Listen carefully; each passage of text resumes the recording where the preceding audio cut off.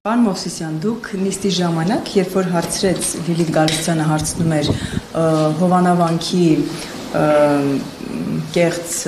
պատարագը, ինչի կեղծ, նախ ասեմ, որ ես երբ որ ասում եմ Մայրաթոռի նկատն եմ, Մայրաթոռը այդ ամեն ինչը համարել է սրբապղծություն, կեղծ, քանի որ Կարգալույց Քահանայանի պատարագը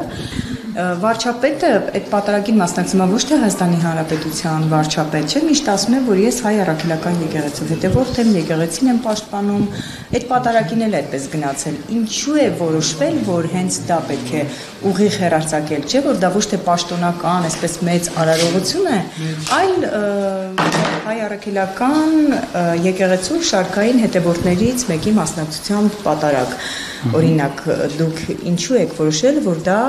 հարկատուների հաշվին ուղիղ հեռարձակեք։ Դուք այս հարցին պատասխանեք ու խնդրում եմ ես ձեզ ուրիշ հարց տամ, իսկ ինչու են մյուս բոլոր լրատվամիջոցները որոշել դա լուսաբանել։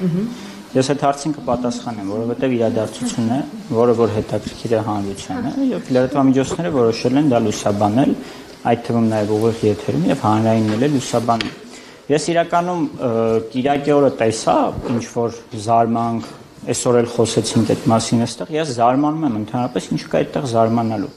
Այսինքն եթե իրադարձությունը լինում եւ լրատվամիջոցը լուսաբանում է եւ այս դեպքում հանրային հեռուստաընկերությունն է լուսաբանում, ինչ կա այդտեղ զարմանալու։ Ավարտեք ու կուզենամ որ դուք հաջորդը պատասխանեք թե ինչու ավարտեմ հաջորդը կպատասխանեմ։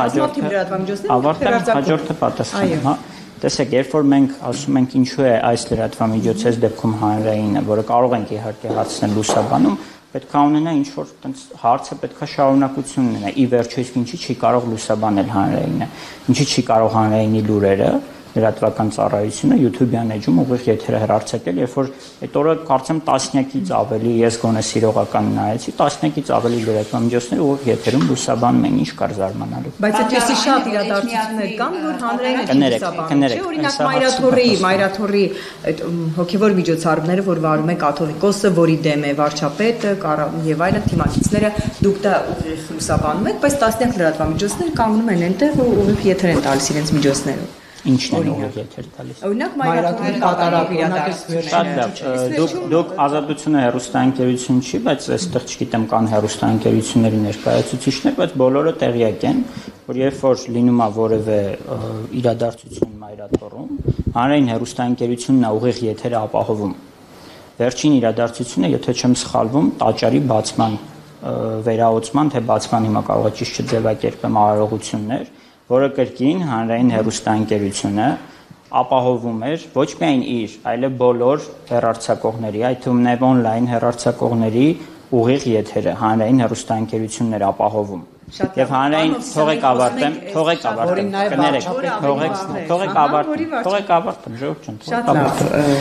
Եվ հանրային հեռուստաընկերությունը ոչ միայն դրան է օգնել, այլև օգնել ընդհանրապես տեխնիկական վերազինման մասով տաճարի, որպեսզի այնտեղ ուղիղ եթերները, այսինքն տեխնիկական մասնագետները մեր տարածքում աշխատել են, որպեսզի այդտեղ ուղիղ եթերները կազմակերպվեն պատշաճ ձևով տեխնիկապես։ Նկատի ունեմ հանրայինը դեռ ամիսներ առաջ էր ներգրաված այս process-ում եւ անընդհատ զատիկի ուղիղ եթերները ով ապահովում ձեր կարծիքով եւ ընդհանրապես այս ամեն ինչը հարց են գնահատում ձեր լրատվականությունը հարցից խուսափել։ Խնդրում եմ կոնկրետ ասել վերջինը կաթողիկոսի գաղափարության այդ 26-րդ ամյակի նվիրված պատարագը ինչու հանրային հեռուստաընկերությունը ուղիղ չի հեռարձակում։ Եվ կասեք նաև կաթողիկոսի վերադարձները եթեր այդ համատեքստում ինչպես բազմաթիվ լրատվամիջոցներ եթեր են տալիս ամառվա։ Պատասխանեմ հարցը մոռանա։ Շատ լավ, Նարեկին հետո։ Շատ լավ, շնորհակալ եմ։ Կրկնես հարցը։ Հարցը հետևյալն է, ինչու հանրային հեռուստաընկերությունը չի լուսաբանել Կիրակի օրը Մայրաթոռում կաթողիկոսի քաղաքականության 26-րդ ամյակին նվիրված պատարագը, ինչպես օրինակ լուսաբանում էր մեկ այլ պատարագ։ Շատ լավ, ես ձեզ ասեմ ընթացակարգը, երբ որ հանրային հեռուստաընկերությունը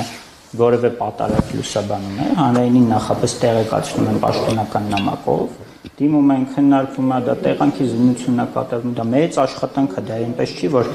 այդ ձեր համեմատականը Հովանավանքի հետ, որտեղ մի տեսախցիկով ուղիղ եթերը հեռարձակվում եւ մեծ իրադարձություն լուսաբանելը, դրանք տարբեր բաներ են։ Նախապես դիմում են, քննարկում են, ներողություն մի ընդհատեք, էլի խնդրում եմ։ Դիմում են եւ դա ըստ այդմ նաեւ դիտարկում, այս դեպքում ոչ մի դիմում չի եղել։ Այսինքն մայրաթորը այսինքն միջև հանրային հեռուստաընկերությանը իրադարձության մասին դիմում չեն տալիս, չեք գնում նկարելու հրդեհա, բաժարա, երկրաշարժը, ես դες տեղեկացրեցի ինչպես ենք մենք աշխատում առաքելական նշանակում է եթե դիմեին դուք գնայիք լուսաբանեիք ոչ մի եթե հաջորդ միջոցառմանը եթեով չեմ կարող այսպես ասեմ պարոն Մովսիսյան նշանակում է եթե շատ լավ մայրաթորից հաջորդ որևէ միջոցառման համար դիմեն հանրային խնդիր չի տեսնում ուղղակի իրենք չեն դիմել Վանի ջան ասում եթեով չեմ կարող պատասխանել այդ հարցին Հիմա դուք ասում եք եթե այսպես լիներ, այսպես կնի ինչպես պատասխանել։ Հիմա որ ձեզ նույն հարցը ձեզ տան, եթե կարող պատասխանել։ Ես ձեզ տեղեկացրեցի ընթացակարգ։ Պարոն Մովսիսյան, դուք ասում եք մեկ տեսախցիկով է, չէ՞, պատարակը լուսաբանվել։ Այո, եթե չեմ սխալվում, կարող 1-2 Այսինքն այդ մեկ տեսախցիկը եղել է հանրային հեռուստաընկերությանը, թե Նիկոլ Փաշինյանի անձնական չասեմ, կառավարության տեսախցիկները։ Դա հանրայինն է, հանրայինն է, եթե հեռարձակ։ Բայց այնտեղ մեկ չէ, ես այնտեղ եմ։ Շատ լավ, երկուսներ, ինչ խնդիր կա, 3-ներ, 4-ներ, 10-ներ, ինչ կապ ունի։ Դուք հարցը տալիս եք ինձ, ասում եք ինչի եք դա, եթե հեռարձակել։ Ասում եմ իսկ դուք ինչի եք հեռարձակել, ասենք այդտեղ լոգիկա պետք է լինի։ Ինչ կապ ունի։ Կներեք, Նարեկ ջան, դուք ասում եք, դուք իրենց ասում եք մի ընդհատեք, դուք եք հիմա ընդհատում, թողեք պատասխանել։ Բայց մեր փողերից չի հասկանում եք մասնավոր հեռուստաընկերությունը ֆինանսավորում հարկատուների փողերից է։ Շատ լավ, ինչ որ մեկի փողերից է։ Ինչ որ մեկի փողերից է, ասել ասում հանրության գումարներով այդ լուսաբանումը կատարվել է, ինչպես բոլոր իրադարձությունները, որ լուսաբանվում են հանրային հեռուստաընկերությամբ։ Եվ երբ որ դուք տասնյակ լրատվամիջոցներով դա լուսաբանում եք, ոչ մեկ չի զարմանում, չէ՞, ինչի եք օրինակ Հովանավանքը լուսաբանում, ձեզ չեմ ասում կոնկրետ ովքեր որ լուսաբանում են, միգուցե նաև դուք։ Ոչ մեկի մոտ հարց չի առաջանում, չէ՞, ինչի ենք լուսաբանում։ Այդ դեպքում ինչի է հարց առաջանում հանրայինի ինչու է լուսաբանում։ Հետո էլ երբ որ չի լուսաբանում, ներողություն էլի Գայանե ջան, մի ընդհատեք։ Գայանե ջան, միտքս կտրվում է, մի ընդհատեք։ Հիմա սա բանավեճ է։ Միտքս կտրվում է, Նարեկ ջան, ճեպազրից գիտեմ ինչ։ Եվ հիշեք դուք ինչպես էիք հարցեր տալիս բան։ Ես շատ լավ հիշում եմ Նարեկ ջան։ Էլի միտքս ընդհատվեց, տեսա։ Խոսում եք տասնյակ լավ։ Հա, լավ, տասնյակ լրատվամիջոցներ, մերսի որ հիշեցրեցիր։ Դու ընդհատեցիր, դու հիշեցրեցիր։ Տասնյակ լրատվամիջոցներ, երբ որ լուսաբանվում են, որևէ մեկի մոտ հարց չի առաջանում։ Իսկ ինչի եք լուսաբանում դա։ Օրինակ ազատությունը ամեն օր անդրադառնում է, չէ՞, Հովանավանքի, ինչ որ մի ձևով։ Ինչի եք անդրադառնում։ Երբ որ այնտեղ իրադարձություն կա, դա լուսաբանվում է, ինչ կա այդտեղ զարմանալու ժողովուրդ։ Մենք չենք կնդրում, մենք իրադարձությունները լուսաբանում, շարքային քաղաքացիների առումով հատկապես։ Ինչի չեք ընտրում, ինչը լուսաբանեք, ինչը Ես հարցնում եմ, հիմա դուք, օրինակ, էլի մի շարք միջոցառումներ են տեղի ունենում, չէ՞, իրադարձություններ։ Այո, եւ մի շարք միջոցառումներ լուսաբանվում։ Կալանքի խափանամիջոցն են քնում, որտեղ 20 լրատվամիջոց, 30 ու 40 ուղիղ եթեր տալիս։ Հանրայինը տալիս է, չի տալիս։ Հարցնեն է, որ դուք ընտրում եք ըստ վարչապետի հայեցողության։ Ներողություն, դուք հիմա մեղադրանք եք հնչեցնում։ Ես հարցրեցի։ Դուք հիմա մեղադրանք եք հնչեցնում։ Եթե կոնկրետ դեպք ասեք, այտենց օթում ասել այսպիսի բաներ, կոնկրետ դեպք ասեք։ Պարոն Մովսիսյան, կոնկրետ դեպք ասեք։ Չէ, ներկներեք, էլի կոնկրետ դեպք կա։ Մենք տասնյակը մարդիկ հարցը տվել է Գայանեն, դրա համար կոնկրետ դեպք եմ ուզում։ Ես ասում եմ կոնկրետ դեպք եմ ասում։ Օրինակ, ես ասում եմ բազմաթիվ մարդկանց չէ տանում են կալանավորում են, հարկատում են։ Անուն ունեն։ Քաղաքական դեպքեր են, Սամվել Կարապետյանը 10 ժամերով 2 օր ասեցին Սամվել Կարապետյանը գործարար, որ կալանավորված է։ 30-40 լրատվամիջոց ուղիղ եթեր է տալիս, հանրային ուղիղ եթեր տալիս։ Ձեզ համար խնդիրը ուղիղ եթերն է։ Չէ, ես խտրական մոտեցման տարեր կան։ Որտեղ է խտրական մոտեցումը։ Որ իշխանությունն ազգային ժողովում ապահովում եք ուղիղ եթեր, բայց ընդդիմադիր խմբակցության պատգամավոր։ Ժորդ, ես ամեն անգամ գալիս եմ այստեղ, այս հարցերը հնչում են, ամեն անգամ ստեղ էլ կրկնեցի, հիմա էլ չեմ զլանում կրկնել ներողություն։ Մի գնահատեք էլ, եկեք, թողեք ես պատասխանեմ։ Ամեն անգամ, այս պետք է այս նոր խորհուրդ հնչեց շատ լավն է, պետք է հրապարակենք անուններ, ովքեր են մերժում գալ հանրայինի եթեր եւ պատասխանել հարցերին։ Երբ որ դուք ասում եք հանրային օբյեկտիվ չի, չնայած հանրայինը հələ որ մինչեւ այս պահ եղած հարցումներով ամենավստահելին է։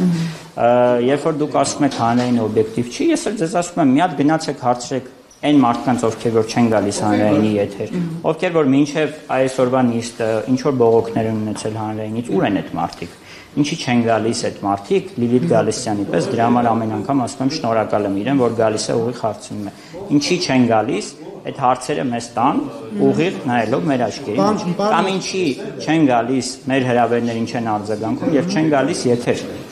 Այս հարցը իրենց տալիս է։ Ներողություն, պարոն Մովսիսյան, մենք այլ հարց ենք տալիս։ Երբ որ դուք բարձ ձև ասեմ, եթե ցես փաստեր են պետք, մտեք լուրերի YouTube-յան ալիքը, լայվ բաժին մտեք ու տեսեք, որ միայն իշխանականների ճեպազրույցներն են, բայց ազգային ժողովում ընդդիմադիրներն էլ են ճեպազրույց տալիս, դա էլ չէ, քերարածակում, դա էլ տաղավար գալ չի, որ ասեք, այ չեն գալիս տաղավար։ Ես ճիշտ եմ հասկանում, մեղադրանքը այն է, որ մենք չենք լուսաբանում։ Շատ լավ, հարցը նրա մասին է, որ մենք հավասար չենք լուսաբանում։ Ես հիմա ձեզ պաշտոնապես ասում եմ, կարող եք դիմել բոլոր ընդդիմադիր պատգամավորներին, ես էլ եմ ցենց եթերով եմ տեղեկացնում, իրենց անձամբ էլ զանգում են խմբագիրները տեղեկացում են, հրավիրում ենք եթեր։ Չէ, ներողություն, այլ դուք ասում եք, չէ, հիմա մի րոպե, դուք ասում եք մենք ուղիղ եթերում չենք տալիս, ճեպազրույցը չգիտեմ ինչ է, հիմա տենց չեմ հաշվել դա։ Ասում եմ հրավիրում ենք։ Եկեք, եթե խնդիր կա իրենց եթեր տալու հետ, հրավիրում ենք։ Իսկ այստեղ ինչ է լուսաբանվում հավասար իշխանական եւ ընդդիմադիր պատգամավորներ։ Ասեց Տիկին Գալիսյանը ռեպորտաժը ինչի է այսպես կառուցվել։ Չէ, ես ռեպորտաժ չեմ ասում։ Դե դրա համար եմ ասում, Ժորժ ջան,